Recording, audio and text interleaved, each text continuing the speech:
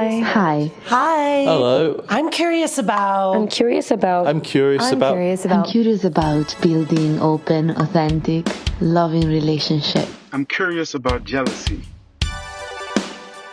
I'm curious about polyamory. Does it just mean that you're fucking all the time? How can I tell my parents that my partner is already married? I'm curious about. How do you know when you're too busy to have another relationship? I'm curious about dominant and subordinate relationships. I'm curious about sexual health. How can relationships evolve with people as they grow and change? Welcome to the Curious Fox podcast, for those challenging the status quo in love, sex, and relationships. My name is Effy Blue. And I'm Jacqueline Misla, and today we are revisiting our fourth episode entitled Metamours, Your Lover's Lover. An oldie but a goodie for sure. From the days where we held live events with panelists. I do miss those days. Yeah, we may need to get together this winter if get-togethers are going to be a thing this winter. Mm-hmm. We will have to reconvene the curious. But no, seriously, I think if things are still open for small events and safe gatherings in December, we should host an event in New York City and have all of those who would like to experience the Curious Fox podcast live and maybe like a fun after party. I love that. I do miss the days like this episode where there were a bunch of panelists and questions and answers, and I'm totally up for doing live ones again. So setting an intention for the winter when it's cooler and hopefully we're open and find a cool venue, get together, get our audio sorted, unlike last episode. And do them. I think they'll be a lot of fun. Yes, everyone make good choices out there in the world so that we can get together with you in December. Exactly. I think that should be the reason why people should make good decisions, because we want to have live Curious Fox events again. I love that. Until then, back to Metamours. When I was exploring non-monogamy many moons ago, I felt like I thought through every type of relationship permutation and I was ready for most of it. Dating people that I date, dating other people, me dating other people while dating one person, like all the different permutations. But the one that I really didn't consider enough, probably because it's the most elusive, was my relationship with other partners of the people I was dating. So essentially my lovers, Metamours, as we call them. At the time, I was dating men only and mostly men who date other women. So in fact, all of my Metamours were women. I historically had a tempestuous relationship with my mother growing up, and I went to an all-girls boarding school for many years, for most of my education. So by the end of it all, I had found myself really not wanting to have any deep relationships with women at all. That was it. You were done. Totally, I was. And it's such a strange thing to say right now, because right now, some of the most closest people to me are women. At the time, that was unfathomable for me. Most of my relationships with women were mostly carefully managed with women that I absolutely couldn't avoid. Like, if I just couldn't avoid a certain woman in my life for whatever reason, I was just like at an arm's length, heavily managed, minimum exposure. And to be frank, I was a little scared of my own kind.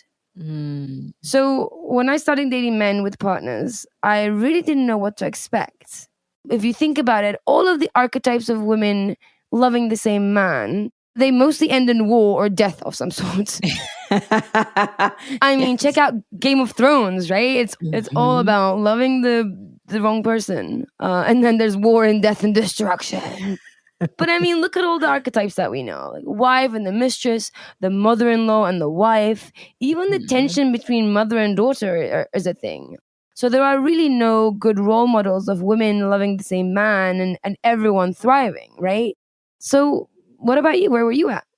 Yeah, no, what you're saying resonates with me. You know, I think I only had examples of drama, mistrust, jealousy amongst women, and I definitely played into that myself. I think it took me a few years to break that pattern in thinking about the folks who were partnered with my partners. I think that there was a lot of things that I didn't think about when I entered into my first open relationship. Metamours was just one of them. I don't think that I thought about how my partners would get along with each other. I didn't think about what would happen if the entire world shut down and we would have to choose whether we quarantine apart or together. I didn't think of that one day I would have a nomadic poly life, traveling back and forth from house to house with my mauve travel bag, hustling my work and podcast equipment back and forth. Yeah, so there was a lot. There was a lot that I didn't keep in mind and did not consider and did not realize that I would need to work on until I was in it. And I was like, oh, this is not healthy. I need to do something differently. I have to say, I consider myself very, very lucky on this front. My first Metamour experience really colored the way I look at relationships, look at those particular relationships, I should say. Even though I was super tentative and imagined a lot of tension and imagined the worst, really was like fraught internally about these relationships. When I was ready, my first Metamour scooped me up and loved the hell out of me. She was kind and inclusive and generous. I would go as far as to say she single-handedly helped me heal my relationships with women. Wow. And frankly, set the standard for me. Having seen how she handled our relationship, I realized what's possible, what's really available, and really made it a matter of pride to cultivate my relationships with my Metamours where available. She should do a workshop for us at some point. We need to we all need to take classes in how to be that kind of Metamour. #Metamour goals. Yeah, that's incredible. Exactly. #Metamour goals. If that hashtag isn't available, we're totally making it available.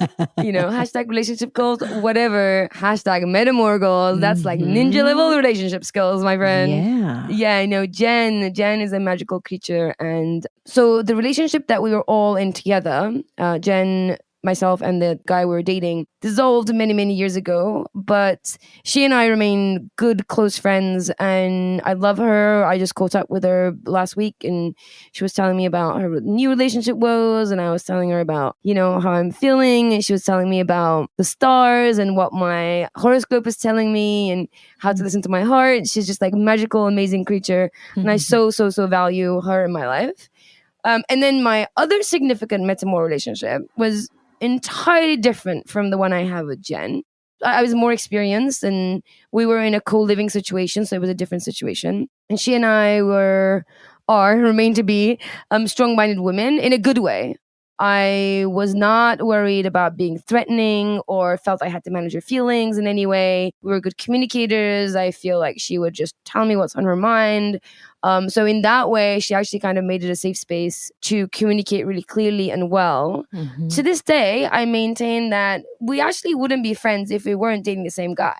She might have something to say about that, but I maintain that we wouldn't. But we made a real effort to nurture a connection through respect first, which turned into a friendship, which then turned into love. Like, not romantic love, but like two women that really care about each other, to love each other, that wants to support each other. And, we live together really well and we respect each other's space. And I would say, gracefully danced around each other, making sure that everyone was having their needs met.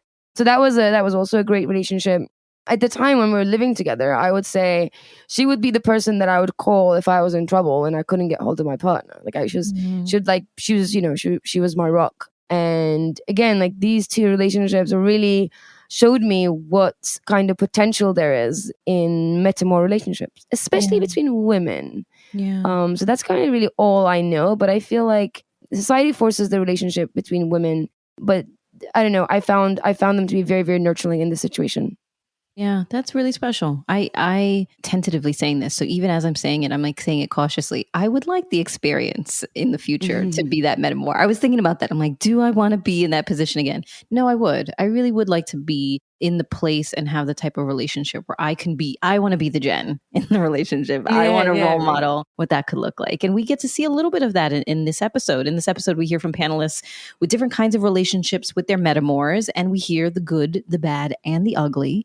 Because sometimes it does not go well. And so it's really incredible to listen to folks who are different stages of the journey, different experiences, and to learn little tidbits that we can take back into our own experience. So we hope that you enjoy the episode. So I will start by introducing my friend Amber here, who's a non-traditional relationship wedding planner. I would love for her to tell a bit about herself. Thank you, Effy. Hi, friends. My name is Amber DAmato. I consider myself polyamorous. I have one non-binary partner that is married to someone else. And then I also date a couple. And so I feel that right now in those relationships, I feel like I'm thriving. I'm having a really good time. I love them very much. I feel very loved and cared for in those relationships. And yeah, I feel like I appreciate Curious Fox because I can't make it all the time, but I am very grateful to Curious Fox and to Effy specifically for sort of teaching me a little bit how to navigate polyamory and ethical non-monogamy, because before these relationships, I was with someone for many years on and off in sort of a poly-ish relationship that was basically just like an open relationship, like minus the good communication. And I knew that I like always liked the idea of an open relationship, and I was okay with us like having like sex with other people, but I really wanted that communication too. And so when that long time relationship ended, I met Effy, and we spent a lot of time together as friends, but also just in her professional work. I really admire what she does. And so I feel like I've learned some really good tools, and I feel like I'm grateful for them. Yeah. Thanks. Thank you. And to my left, I have Dirty Lola, who's this podcaster and a dildo swinger, that's what you say. Dildo slinger, yeah. Lola has an amazing podcast called Sex at a Go-Go. It's a sex ed variety show with Q&A. So check that one out, but I'll get you to intro yourself. Hi, I'm Lola, Dirty Lola. I go by either. Miss Dirty if you're nasty. Yeah, I'm a edutainer. That's mostly what I deal in as far as the education that I like to dole out. I work in a sex shop in Williamsburg called Shag, and I do a whole bunch of other stuff. I have like 8 jobs filming a web series right now. It's just like a lot of stuff. People are like, what do you do? I don't know.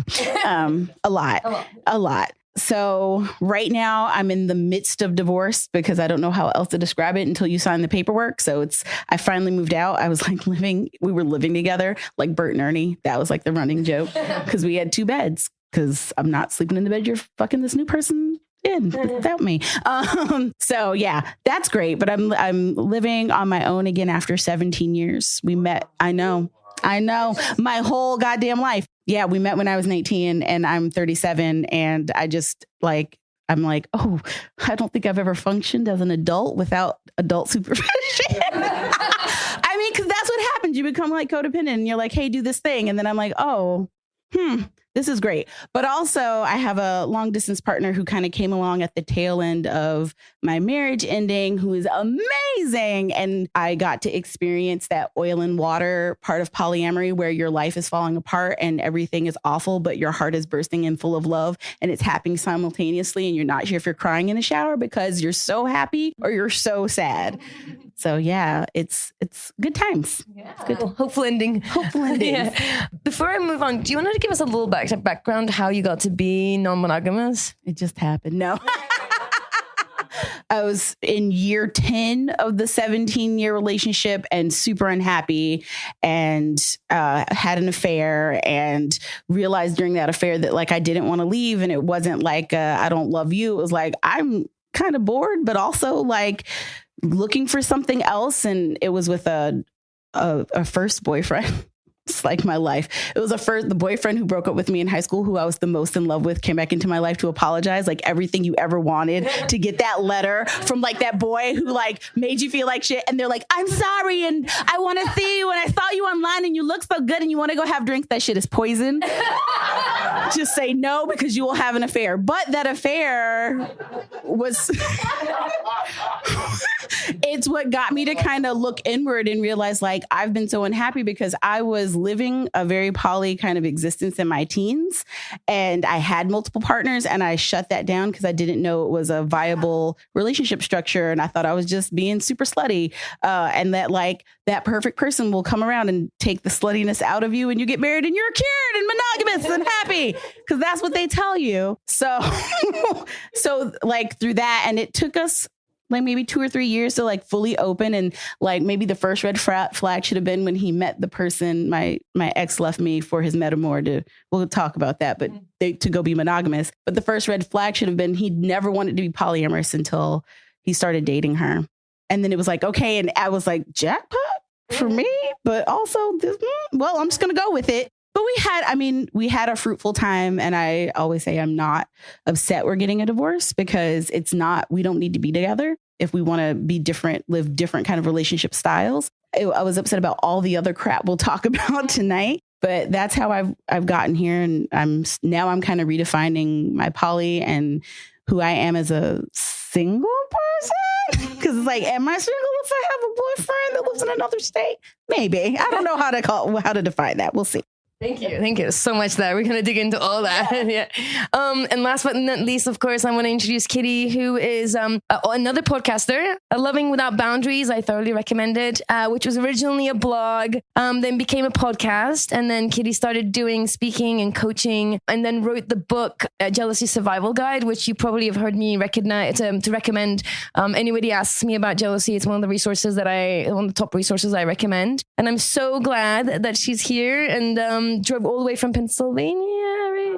From Washington, D.C. From area. D.C., I'm sorry. Washington, D.C. area. And to be on the panel. So thank you for coming. Yeah. Well, I'm super excited to be here. Really, really grateful. And I'm grateful, of course, for Effy for having me and meeting everybody here. So my name is Kitty Shambliss, and you already know that I have my blog. I started Loving Without Boundaries about 6 or 7 years ago now. And I had no idea what I was doing when I created that blog. It was kind of more like a live journal to figure out what the hell was going on with my feelings. And then eventually I started the podcast about 3 years ago.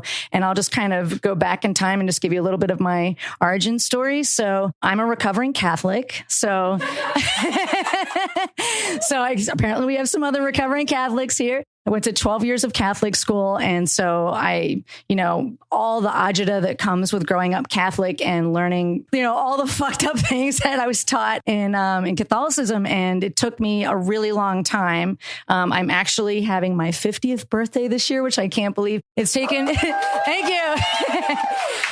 It's honestly taken me my whole life really to undo a lot of what I was taught in Catholic school.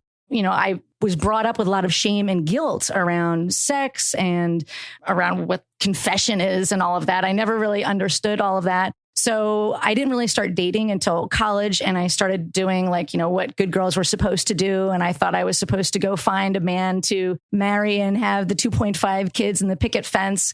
But, a funny thing happened on that journey, which is I became a cheating serial monogamist, and all my friends were getting married and doing the 2.5 kids. And here I was kind of doing this upgrade thing. I kept having one person over here, and then I was, he looks better. And if it's going to be the rest of my life for this person, I'm going to, go test that out before I leave, bachelor number one over here. And it became this vicious cycle. And I started to feel bad about it, about all the cheating. And I also went through a period of depression and just a really difficult time in my life. So eventually I met the man who is now my husband, and he was also a former cheater. So we had some just really honest conversations around that. And we just decided at that time, I didn't know the word polyamory at the time. We just decided that we were going to define our relationship the way we wanted to, not based on what society or anybody else was telling us to do. And eventually we did get married, and we just left out the forsake all others and didn't have a traditional wedding. And then eventually we kind of entered non-monogamy through the swinging community, which was a lot of fun and also helped me not feel emotionally claustrophobic, which I liked. But eventually a friend of mine introduced me to the book, The Ethical Slut. And pretty much my whole life changed after I read even the first 3 pages. And I just thought, all these years, first I was really joyful. I was like, oh my God, I'm polyamorous. And I just had no idea. But then there was another part of me that was really angry because I thought, why didn't anyone ever tell me that this was even a possibility? And so that partly led me eventually to be doing the work that I do now, because I'm very, very passionate about helping other people on their journey, no matter where they're at. If they're 20 years into the process and an adult, adult or if it's a teenager or somebody in college. I'm really passionate about helping other people get tools and, help them just get to not stay in the suck as long as I did, because I really struggled with depression and a midlife crisis for about 5 years, and it was awful, and I don't recommend it. So that's partly what led me here to create the blog and the podcast and become a coach, and eventually to write the Jealousy Survival Guide, which is in no small part from learning how to deal with my Metamours. Yeah. And I'm also interested in your relationship today. Oh, yes. So I am still married to that same man. We met later in life. So we've been married. We've been together for 15 years, married for 12.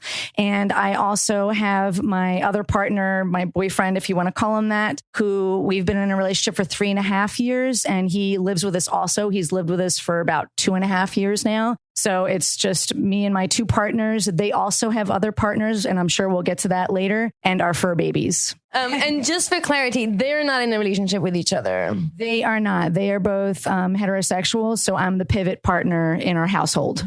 And then you cohabit together. Yes. Cool. Awesome stories. I can't wait to dig in. And I have a few questions that I want to kind of start things off with. I just hadn't thought about that Metamour relationship. I never thought that I would have a healthy, ongoing relationship that I could nurture with my Metamours. Did you? And how did you imagine they would be?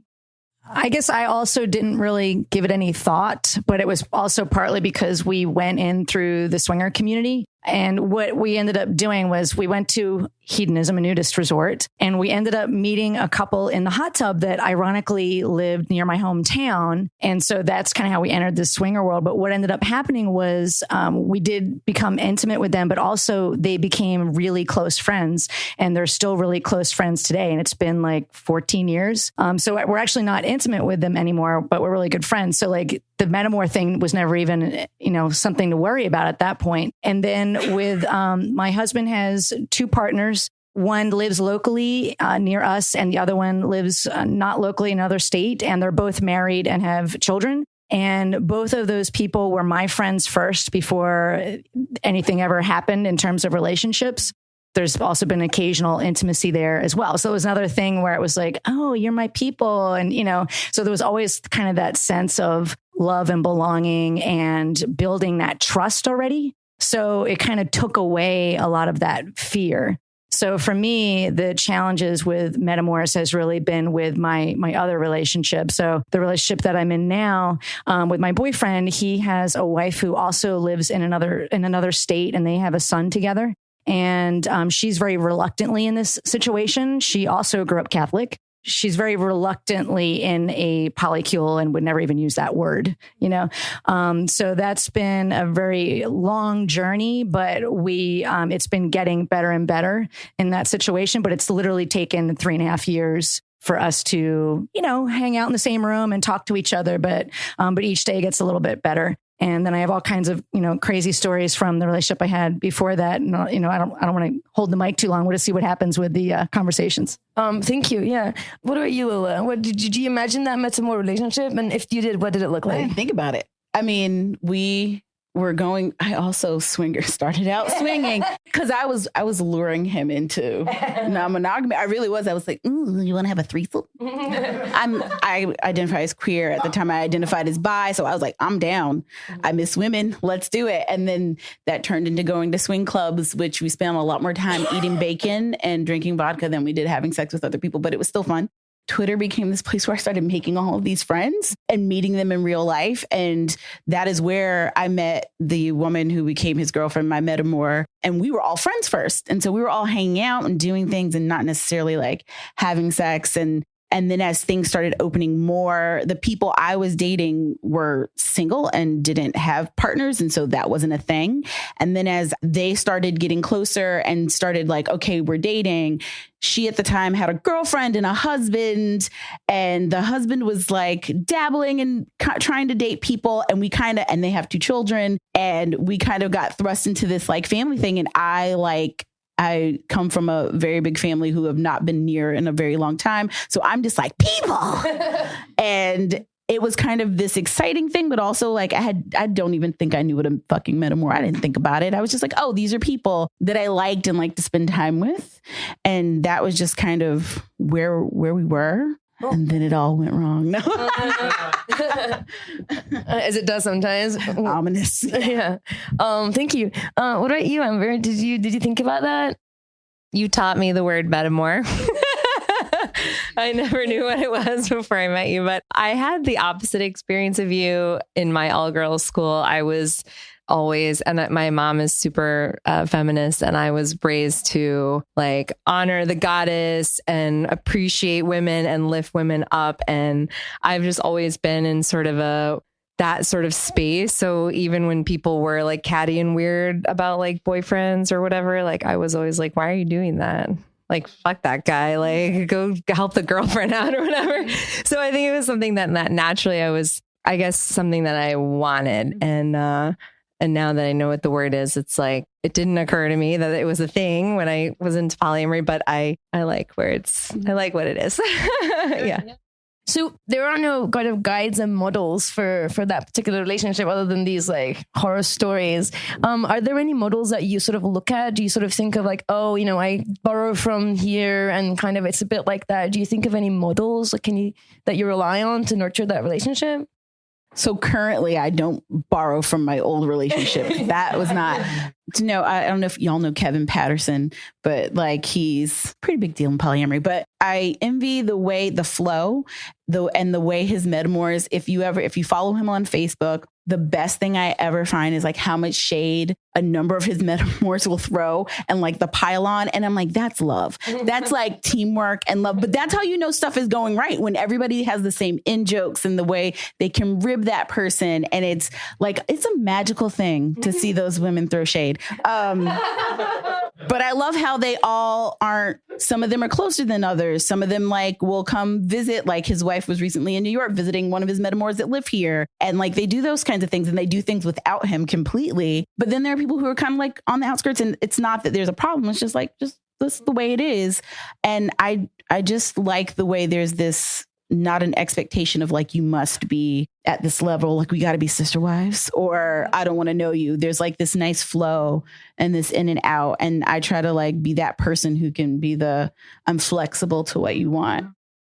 I would say for me, when I was dealing with my own emotions, I tend to become a big nerd and I just start reading every single thing I can get my hands on. So I guess first I kind of I go outward in terms of looking for research and kind of go inward and dealing with it. And that's partly why I wrote a blog, was to kind of talk about my feelings. But I think today, it's how I go outward is I love going to polyamory conferences and doing events like this, and just like the sea of people that go to those type of events. So there's not really one person I can say I model off of. I like kind of enjoying the energy of seeing people who are in a space where they're allowed to be exactly who they can be. But I will say, I think it was the year before last, I did see Cunning Minx speak at RelateCon, the first RelateCon in Boise, Idaho. And she gave a couple workshops that were really great, but I liked the way she framed it, where she said that one of her first relationships with her metamour, who was married to her partner, that woman did not want to speak to her. And it was very cantankerous. And she basically decided that she was creating a boundary, that was not okay. And she was not willing to be in any relationship where that metamour was not okay having, like, being civil and being in the same room with her. And I thought, that's cool. That's cool that she got to a place where she was like, no, this is my boundary. So I guess I would say, in that sense, maybe she's a role model. And it just made me think about, what are my boundaries? And I think where I got to is a little more flexible, but that I would prefer, I guess is the way I would describe it, I would prefer to enjoy my metamour's company, and definitely to be civil, and generally, kind of the same thing. Like, I'm kind of not okay with it. And luckily, like I said, in the beginning with my current boyfriend, we were in that place where she did not want anything to do with me. She did not want to meet me. And it took about 1.5 years. But because it did get better, and because I really loved him and I wanted the relationship to work out, we just kept navigating through all of that. So, yeah. Yeah. Thank you. Any thoughts? There's a lot of nice couples in our community that are really good role models for me. And one that comes to mind, just they've been together for 14 years. And as you say, sometimes they have their house in order. And so I like to talk to them about tips and tricks. Yeah. I definitely finding people who have their house in order is a good people to hang out with. So most of us kind of have mostly positive stories about our relationship with Metamours, but I also want to acknowledge that it's not always puppy dogs and rainbows, as I like to say. So I want to kind of find out about what are the struggles, if any, you've had with your Metamours. My latest struggle with my Metamour is that basically the long story short is that it was all in my head. So there's a happy ending. But initially, I was having a really hard time just communicating and having time with my partner, not even with my Metamour, because she wasn't answering my texts or like responding to my invitations for things, or like I got her like a gift and I was trying to like bring it over to her house and she didn't write back to my text. And so in my head, I like built up this whole story in my head that she hated me because I'm like fucking her partner and she thinks I'm scum. And, I just like let myself go down this rabbit hole because I guess I sort of hold my Metamours to like a high standard of communication because maybe I over communicate, but in my mind, I'm like, there's no such thing. But I also felt like, why isn't she getting back to me? And it really started affecting not only me, but it really started affecting my time with my partner. And then at some point, like we were all going to go on an adventure together. And I was like, okay, before we go, like, I need to get her in a corner and like talk to her and be like, is everything okay? What can I do better? And like I said, it was a happy ending when we finally did have that conversation. She said, oh, I'm really sorry. I've been really busy with my own things. I have like a lot of stuff going on in my life and it's not personal. I just needed some space and time for myself. And I really like you. I really value you in our lives. I'm happy that we're going on this adventure together. And just my whole body and my whole soul was just like, ah. But it went on for a few weeks and it was, maybe a few months actually. And it was very challenging for me. And I noticed it creeping into like a lot more than I thought it would. Like everyday thoughts. Yeah, fair enough. Yeah, I actually wanted to tag on a question at the end, which you answered, which is then given the struggles, what sort of conscious steps are you taking to solve those problems or to address them? And then I think often the answer is communication, right? And that's kind of the path that you went down on.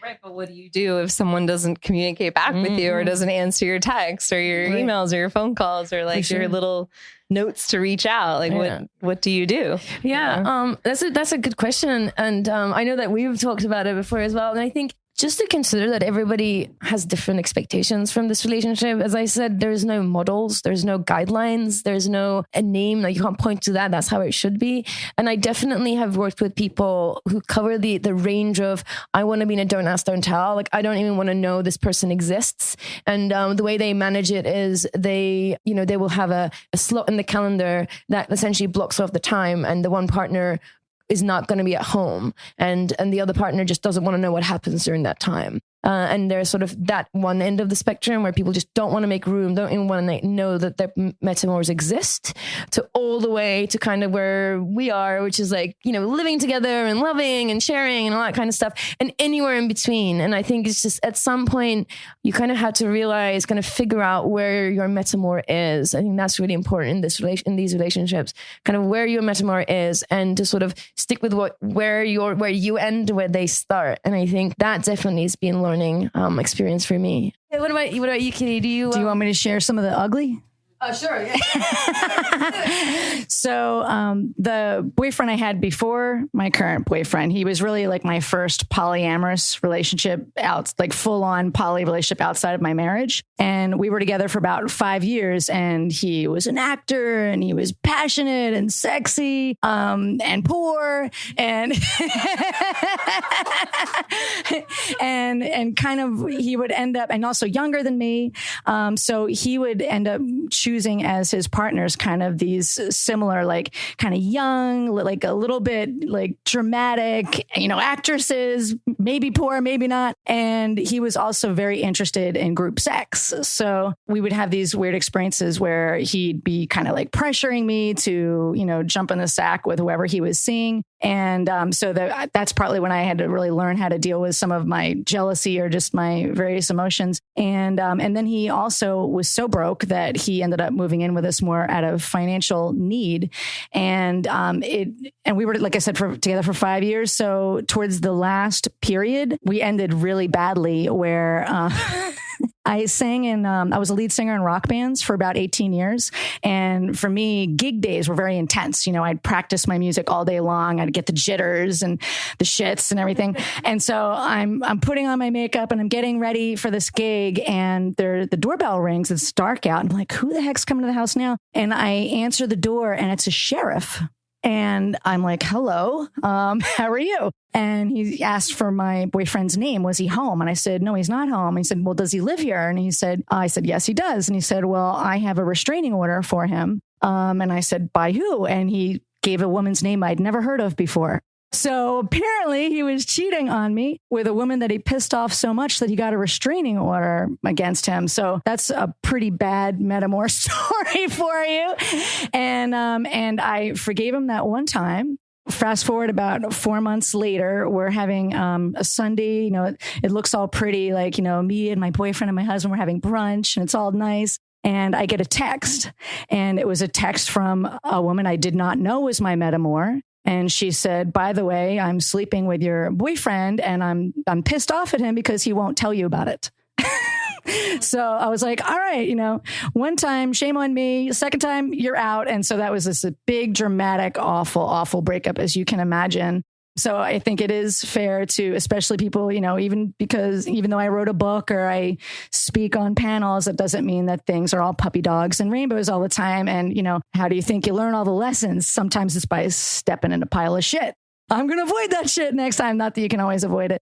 And also with my husband, sometimes part of the reason I wrote the book on jealousy as I did was when I was in that structure where I was with that particular original boyfriend and he was with his girlfriend, they were very affectionate and cuddly and cute and adorable. And my boyfriend at the time was not. So I was dealing with a lot of jealous feelings around scarcity, around the affection and the touching and all the I love yous. And, so that fed into me writing the book. I'm also interested, if you would mind talking a bit about your boyfriend's wife, right? Because that's a relationship that's evolving, and I'm really interested in how it's evolving. It wasn't great, but you said it's getting better.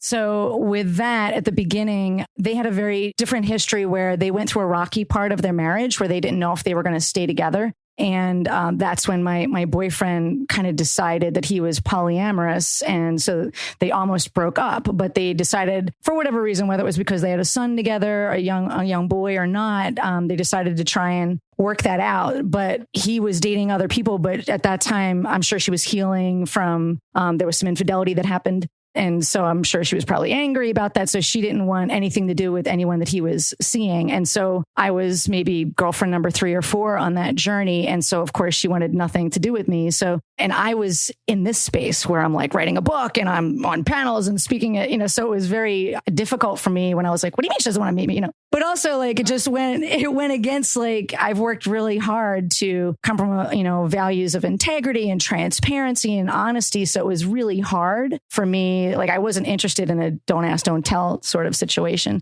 So it's been a really long journey. And I knew you were going to ask me this question. So I tried to think about, how did we slowly get to a place where we are now, which isn't perfect, because for me now where we are is she's a teacher and they see each other every couple months. We live in the DC area, Washington, DC, and she lives in Florida with their son. So she's kind of like a single mother down there. And she's not, of course, seeing anyone else because she's really monogamous at heart. So we're at the point where, because she's a teacher, she will come stay with us for 3 weeks in the summertime. And I was telling Effy earlier, like, anybody coming to stay with you for 3 weeks is challenging. But then when it's your reluctant metamour, and I've struggled from infertility. So also having an 8-year-old around the house has its own, there's joy about it, but it's also, kind of tugs at my heartstrings. So there's lots of difficulty around that, but I'm still happy about where we are, but it's taken us 3.5 years. So for me, some of the things that helped on that journey was really first working on my own feelings first, which again is partly what prompted me to write the book, was doing all that research and just figuring out, how do I deal with my own feelings of whether it's insecurity or jealousy or fear of abandonment, who knows where that comes from. And also just really practicing radical self-care, a lot of compassion and self-care. And so for me, it really starts inside of myself first. And then also when I'm ready, once I figure out what I need maybe from somebody else, like asking them, knowing that they have the ability to say yes or no. Nonviolent communication, right? We don't make demands, we make requests. So working up the courage and the vulnerability to say, hey, I'm feeling really shitty today, or lonely or sad. Do you think maybe you can give me some reassurance or some appreciation? Or can you just even appreciate, like, when your family comes to visit for 3 weeks, it's really fucking hard. And just, having that candid conversation. And sometimes that's not easy because sometimes he may not be in a space where he's ready to give me those things. So I have to be in a space to hear no and then go back to the self-care, right?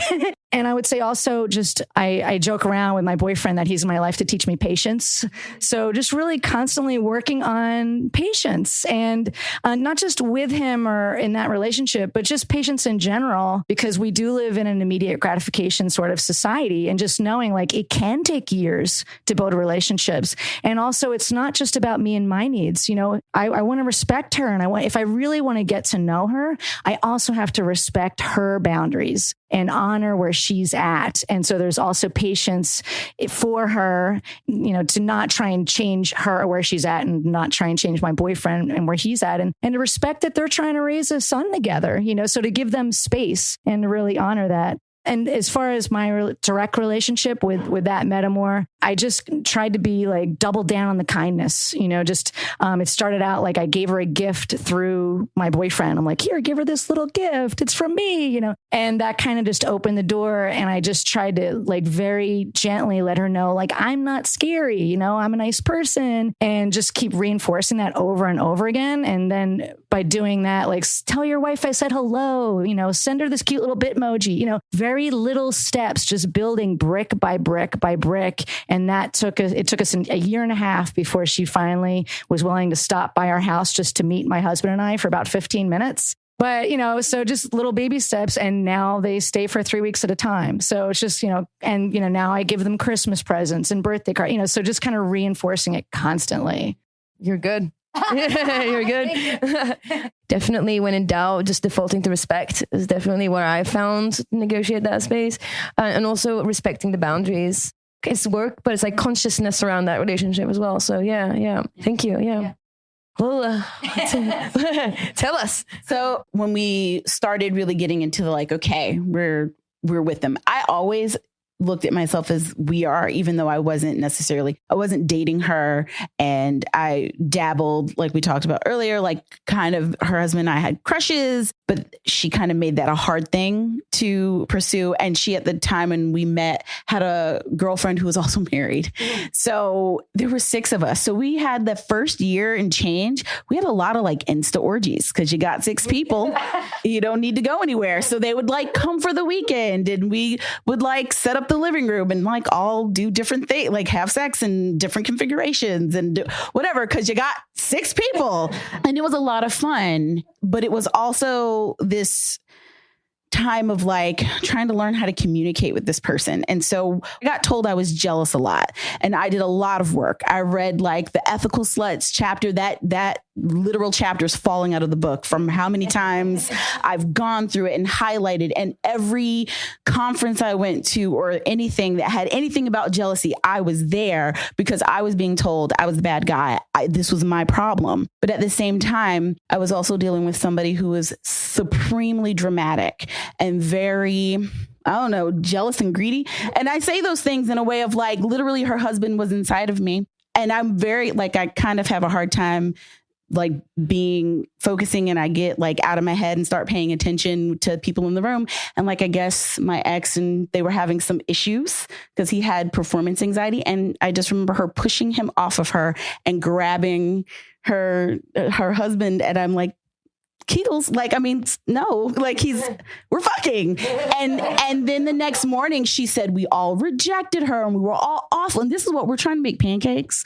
There's kids who are waking up and she's crying and that everybody rejected her. And I'm like, y'all were literally, there's 6 people. You had sex with 2 people. I watched you do it. And then you interrupted my sex and you're mad and you're crying. And I'm like, you're lucky I haven't punched you in your face yet. And so looking back, but I kept being told I'm the bad guy. You're jealous. You're this, you're that. And it was like, okay. And I dealt with that for a really, really long time. And we had a lot of good spots where we would get into this really great groove and I would communicate with her and we were doing okay. But when it came to my ex, she would just shut down. And it would get to the space where she's like, oh, I don't want to hear things from you. And I'm like, well, here's the thing. He's shitty at communicating. And you know this and I know this. And he literally will not tell you things until like right before. So I'm trying to stop there from being problems between us because this keeps happening. And she dramatic, no, and you're being awful and you're trying to break us up. And I'm like, I'm just trying to have a relationship with you that isn't combative. And so there was a lot of that. And really, end of the day, it was a lot of me doing work that was maybe, I won't say unnecessary, but a lot of me feeling like the villain. And coming out of all of this and going to therapy and having, I hate saying like people save you, but I don't know how I would have functioned not having my partner and his wife in my life, because I was coming out of this space of just feeling like not just a failure. I'm a horrible human being. I brought this on myself. And like, oh, maybe this isn't true. And maybe I'm not this bad person. And so having a partner who's like, I love you. And I don't see those things he sees in you. And I also understand he's like, I get you get fiery. And my Metamour is part Mexican. So he's like, I live with this. And he's like, no, you're passionate and it's okay for you to be passionate. And he's like, when you have somebody who talks to you, like he's a therapist, he doesn't therapize me, but he also is really good at communication and also good at like, I see you, you don't trust anybody. You're really like shaky. I'm not mad at you about those things. And having somebody like see me so clearly, but also be okay with the really shitty parts of me that were just right at the surface made it so much easier for me to communicate like, hey, I'm scared, or this is where I am. And then when it came to my new Metamour, just how much damage had been done with having somebody who did the kind of things she did in the relationship. And like, people go, oh, she ended your marriage. I'm like, no. It takes more than that. Like he let that happen and he also fed into it. And then so it's a whirlwind. And I did do some things in our relationship. But at the end of the day, it's not just her. But I will say she did a lot of dismantling of me. And not necessarily with the relationship, because they were trying to push me to ask for the divorce. That's what I've found out now, that they were trying to fuck me up so much that I asked for the divorce. I know it's so nice when you start talking to your ex in a clear way. But with my current Metamour, having somebody who from the beginning of our relationship reached out to talk about us. We rarely would talk about her husband. We were getting to know each other. She loves books and like, this is the stuff. And we talk, and she Disney bounds. I don't know if y'all know what that is, where you like wear the colors of a character, but you don't necessarily dress like the character. So every morning I get a bound, and she's just really about us building our relationship. And that's how that started. We were building a relationship while I was falling in love with him. And my relationship with her had nothing to do with whether or not I was with him. It was about the two of us creating a friendship. And then as things moved on, when things started getting hard for her because they were newly opened up, like I was not his first partner, but it was like when I met him, they were closed. And then like the following year or so, they were like, oh, he's like, we're open. Would you like to hook up? But they had been in relationships, and she was still in a very unsteady place. And having come from that, it was really easy for me to be like, I see you and like, I'm here for you. But she never put that on me. Like, it was always, this is where I am. This is not you. And she would express like her fears and things, but it was never in a like, I don't want you to be with him type of way, or I don't want you to be with her. It was like, this is where I am. Yeah. Sounds like healing. It's a lot of Sounds like healing from a lot of trauma. Yeah. No. Thank you. I like that it at least has a happy ending of like in healing and a new positive relationship. I can ask a million questions, but this is about you guys, about the foxes, and this is why we ask you to bring your curiosity. Any questions? Hi, I had a question, and I think you both mentioned this, but how did you manage the feelings of having a friend then become a metamor, rather than like your partner finding the person, but it's like your friend first? And I feel like that's where I would struggle more with like the jealousy of like the friendship and like, you know, my friend in a way that I don't know my friend. Yeah. So it's also a lot of a sort of relationship transition. You have to kind of manage the transition as well. So my husband has been in that relationship, I want to say like 8 years now. And for me, it's a little bit about loss, actually, because she and I had become really close. Even though she's a little bit of an introvert, we ended up becoming like email friends, even though she only lives 20 minutes away. And because she's an introvert, she would like, share her feelings over email. And we were, just becoming these really great friends. And what ended up happening, we call it playdar. If you start to wonder if she was married at the time, and we had playdar, like, are they in an open relationship? I don't know. And eventually we found out that they were. But then what ended up happening was she ended up getting a divorce.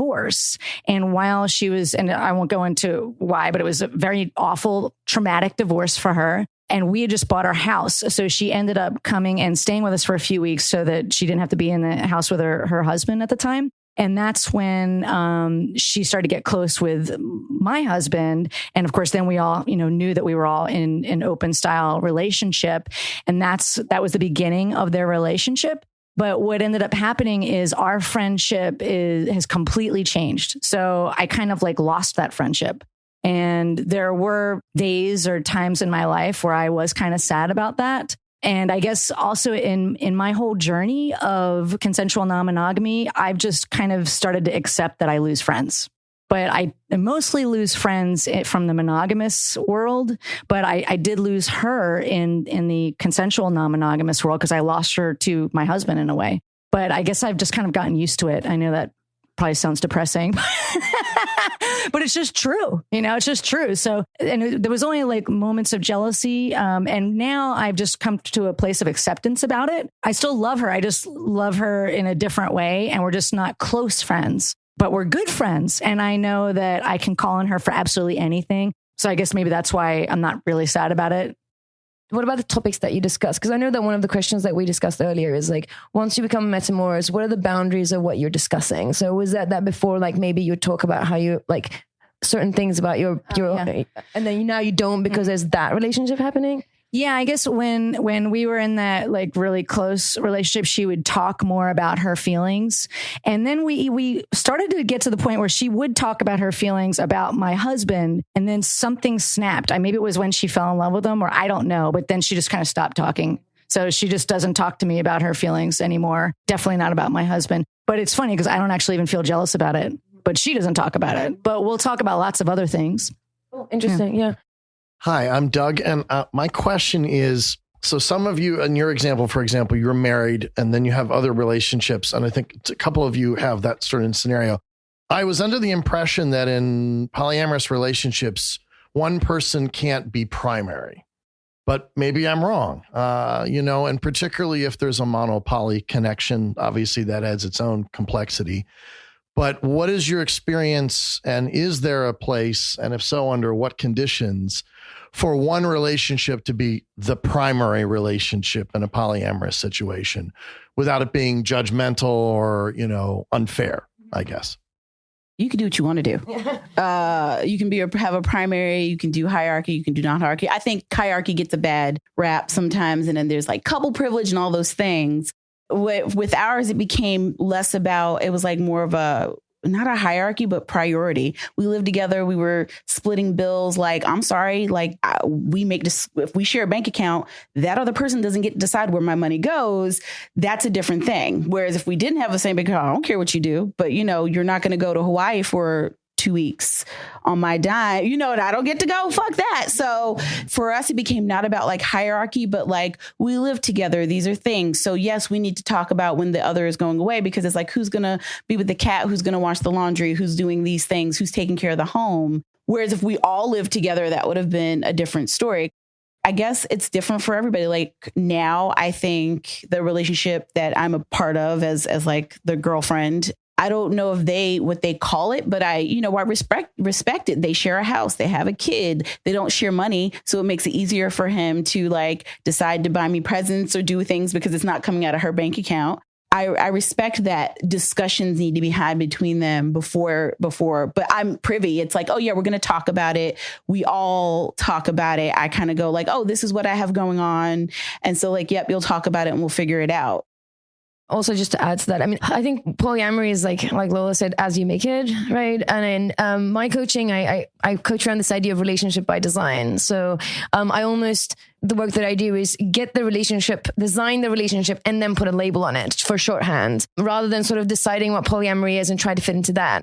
I think as you design it, I think instead of thinking like, what is this language, and find a definition for it and kind of fit yourself into that, the process is almost the other way around. Like design the relationship, figure out what it looks like for you in a way that everyone's thriving, and then like find the nearest label for shorthand, but also like, I always say like labels will get you onto the same page with somebody. You need to have a conversation to get onto the same paragraph. So, and if somebody says to you, I'm poly, a good question to ask is, what does that look like? And get them to tell you, like, what does that look like for them? Because I'm sure even around this room, if we asked 10 people who identify as polyamorous, they'll give you 10 different designs. So yeah. Cool. Another question. I was wondering, so a lot of this has been about Metamour to Metamour relationships, and I know a couple of you are in this circumstance as well, as the pivot, or even as the Metamours. Where do you think the pivot's role is in helping keep a V function when it's not a triad, but when it is a V? Yeah, so I'm definitely the pivot in our household for sure, even though they also have other partners. So in their own way, they're the pivot. And I think this is also probably very individual. For me, I do kind of consider at this point both of my partners both a primary, and I do kind of prescribe a little bit to the hierarchical thinking, at least because some of it's just on paper too, right? I've got a marriage certificate with my husband and we own the house together, and I don't have that with my boyfriend, but we are all living in the same house together. So in terms of how we handle it, I tend to come from a place of, I want to be able to have enough energy to give to both of them as much as possible. And I'm a worrywart. So I also am constantly like, I'm trying not to worry. Like, are you okay? Are you okay? Am I giving you enough attention? And I'm getting better about that. And also they're both very secure people. And I just, in the beginning, when we were first kind of navigating all this, I just kept asking them, like, if you need something, you'll let me know, right? And they're like, yes, and they would keep giving me reassurance. So at this point, I kind of, believe them. I'm like, all right, if you need me, you'll let me know. And in terms of how we run the household, we were joking that this question always comes up. So just so happens the way our house is, I share the master bedroom with my husband. And then my boyfriend has like the whole bottom of the house that it's almost like its own little apartment. And I literally sometimes I sleep upstairs and sometimes I sleep downstairs. And it just kind of is based on who has to get up in the morning, who needs a ride to work, that kind of a thing. And so it kind of just flows very nicely at this point. But I mean, in the beginning, when we were trying to figure it out, there is a lot of emotional labor I felt I was doing, trying to make sure that they were both okay. And the relationship with my husband always tends to feel a little bit more secure because we've been together so long. And so it was always making sure that my boyfriend felt secure. And also because it's not his house, how do we make him feel welcome? And we're kind of constantly working on all that. And then I also just see, like, for example, my boyfriend being the pivot partner between me and his wife. I actually really feel for him when they are coming for those 3 weeks. I'm like, wow, how is he handling all this right now? Because that's going to be really challenging. I can also take, because I'm a pivot in one of my relationships where we live together. Our design, I should say, is kitchen table poly, which means that ideally we sit around a table and break bread and sort of share good vibes. So what I try to do for my partner and my partners is to provide that kitchen table. So every now and then we'll do a family brunch or something there where we all get together and hang out. And I feel like that nurtures that relationship, and that's usually my contribution to that relationship. So observing a pivot, because I'm not the pivot, my partner is something we've learned is that I stay out of their business. I know what's going on, but I don't try to address things that are happening between them with her. That's not my business. I sometimes he will ask my opinion on things and I will talk to him. And it's always, he's like, oh, what do you think? Should I? And I'm like, maybe, but don't do it that way because she'll slap you in your face. Where I've become a little bit of an advocate of knowing her, I feel really good about as much as I know her. But when it comes to things where it's about her emotions or something with us, then we talk. She and I talk and we dabble in that way. But he's really good at saying oh, she's feeling uncomfortable. I'm like, oh, I'll bring it up. We'll talk. And so that's where he's done a really great job as a pivot, is not trying to talk to us about what I don't hear, I know relationship stuff, but he doesn't bring that to me and he doesn't take that to her. But he's kind of there of hey, somebody's feeling a little whatever. And okay, we can all talk. Let's all get on a phone or Marco Polo or whatever the hell we're using at the time. I love Marco Polo, but yeah. Can I ask a follow-up question as it relates to that and kind of pivoting? So as a pivot, it sounds like you're saying that he maintains responsibility to not overshare with you so that it doesn't impact your relationship with the Metamour. Right. Because if she's having a spin out moment and feeling really again, you're having a spit out moment. We all get there where you're this is me. There were a time when you said that, I was oh, I've been there with her. I was she doesn't like me and she thinks I'm trying to ruin their marriage. And it wasn't, it was just, he was being really shitty he was just telling me things and telling her things, but he has ADHD and he wasn't completing sentences. And we were what the fuck is going on? And when we all three spoke to each other, it was oh, this is your fault. We've been on the same page. This is your fault. So when we have those spin outs, I appreciate that I'm able to be about her, oh, I feel kind of angry about something she's doing and just venting a little bit. And then he's oh, it's not like that. But he doesn't go run and tell her that. He'll say you know what I'm saying? I think we all need to get on the phone, because again, I don't get to see her often. Great. So before I wrap up, I want to sort of go down and ask want something for everyone to add, and then I want to wrap up. What would be the one piece of advice that you'd give to people in a way that will help their relationship with their metamours? What is the one thing that you've figured out within your relationship through experience that you want to share with everyone and be this is going to be my pro tip? As a metamour, I always try to practice I hate the phrase happy wife, happy life, but I'm there to make their life better. If I am detracting in any way, that's going to be a problem for me. So I want to be there to enrich. And that's always my goal, is I don't want anybody to ever feel I'm taking away. I want to be adding to. And if it's ever in a space where I feel I'm taking away, I want to deal with that. And maybe that's not a relationship, because I don't want somebody overly focusing and then fucking things up. I'm a big person who'll be oh, did you talk to her about that first? Because I don't want to be that. I've had that in my life and it's a very destructive force and I don't want to ever be that. So yeah, it's just try to keep my side of the street clean and be good to everybody, not just the person you're fucking. Good advice. Good advice. I take that advice.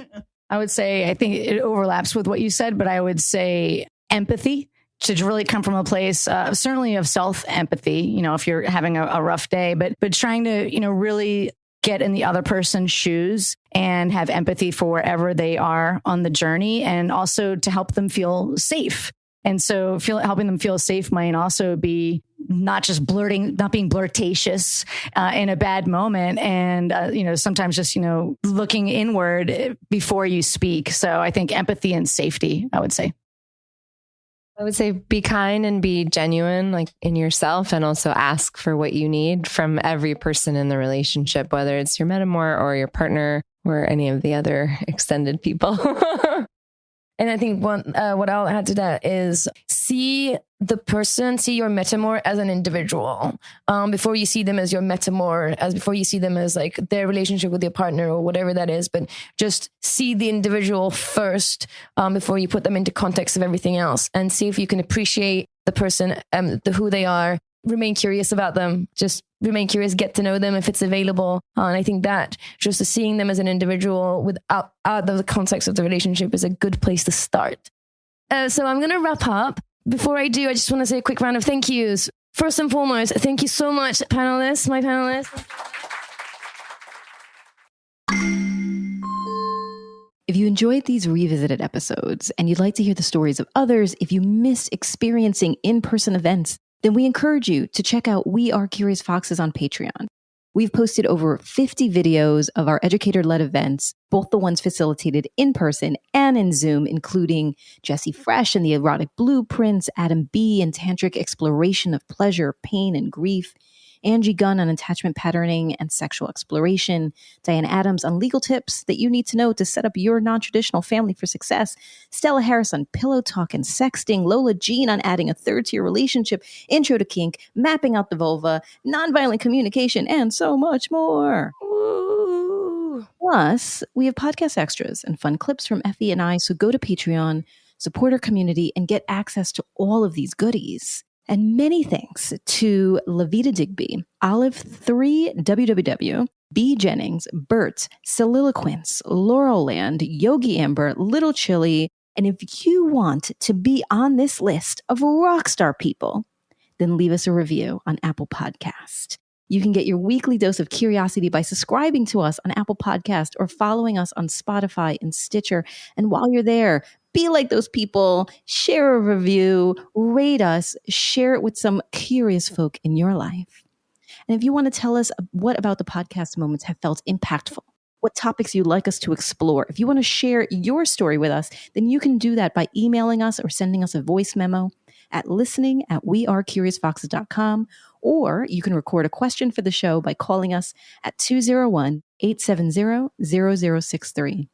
You can also engage with us and find lovely photos of your podcast hosts on Instagram or Facebook. You can find us at We Are Curious Foxes and our personal pages at Coach Effy Blue and at Jacqueline Misla on Instagram. And while you're there, click on that blue follow button and add some curiosity, some insight, and some inspiration into your feed. This episode is produced and edited by Nina Pollock. Just as we never quite considered the power of a Metamour relationship, we too didn't know how powerful having the right editor could be. Our intro music is composed by Dave Saha. We are so grateful for their work, and we're grateful to you for listening. As always, stay curious, friends. Curious Fox Podcast is not and will never be the final word on any topic. We solely aim to encourage curiosity and provide a space for exploration through connection and story. We encourage you to listen with an open and curious mind, and we'll look forward to your feedback. Stay curious, friends. Stay curious. Stay curious. Stay curious. Stay curious. Stay curious. Stay curious.